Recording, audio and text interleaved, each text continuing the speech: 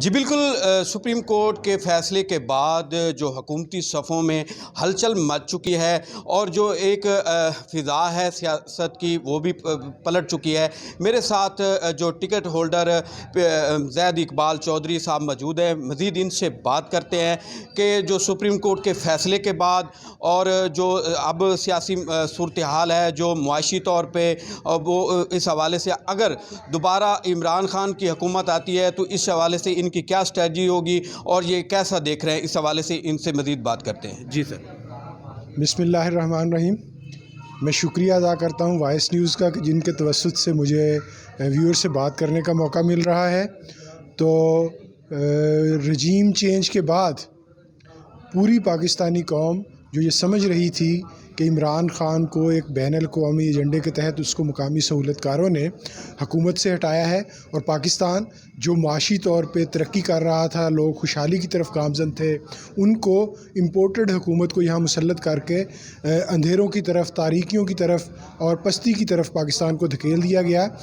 اس کے بعد پوری پاکستانی قوم عمران خان کے شانہ بشانہ کھڑی ہوئی اور پاکستان کو آزاد اور خود مختار ملک بنانے کے لیے جدوجہد کی پوری پاکستانی قوم نے۔ اور پاکستان تحریک انصاف کا، عمران خان کا یہی مطالبہ تھا کہ فوری طور پر ملک میں آزادانہ منصفانہ الیکشن کروائے جائیں اور عوام کو اور اقتدار کو عوامی امنگوں کے جو ترجمان لوگ ہیں جن کو عوام ووٹ دے ان کے حوالے کیا جائے۔ تو اب یہ جو سپریم کورٹ کا حالیہ فیصلہ آیا ہے جس کے نتیجے میں پنجاب اور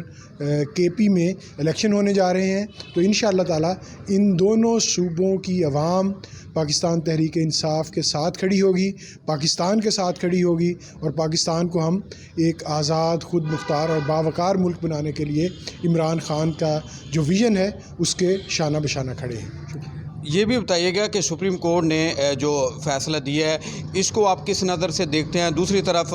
جو عمران خان نے جیل بھرو تحریک کو ختم کرنے کا اعلان کر دیا ہے اور وہ کل خطاب بھی قوم سے کرنے جا رہے ہیں، اس حوالے سے کیا کہیں؟ دیکھیے، جیل بھرو تحریک اسی ایک عوامی پریشر کے لیے ڈیولپ کرتے ہوئے مقتدر حلقوں کو یہ پیغام دینا تھا کہ فوری طور پر انتخابات کروائے جائیں، اور سپریم کورٹ نے جو ایک آئین اور قانون کے مطابق کہ اس میں کوئی دوسرا راستہ ہی نہیں تھا وہ فیصلہ دیا ہے، اس سے لوگوں کو حوصلہ ملا ہے۔ انشاءاللہ تعالی آنے والے دنوں میں الیکشن ہوں گے اور لوگ اپنے آزادانہ طریقے سے حق رائے دہی کو استعمال کرتے ہوئے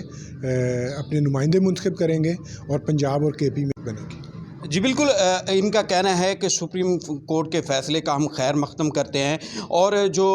انتخابات کے ذریعے ہی ملکی سیاسی طور پر بھی مضبوط ہوگا اور معاشی طور پر بھی مضبوط ہوگا۔ یہ جو پی ڈی ایم ٹولہ ہے جو حکومتی اس وقت بیٹھی ہے، انہوں نے مہنگائی اور معاشی طور پر ملک کو بہت نقصان پہنچایا ہے۔ ایک آزادانہ اور جو شفاف انتخابات ہی پاکستان کی معیشت کو درست کر سکتے ہیں۔ جی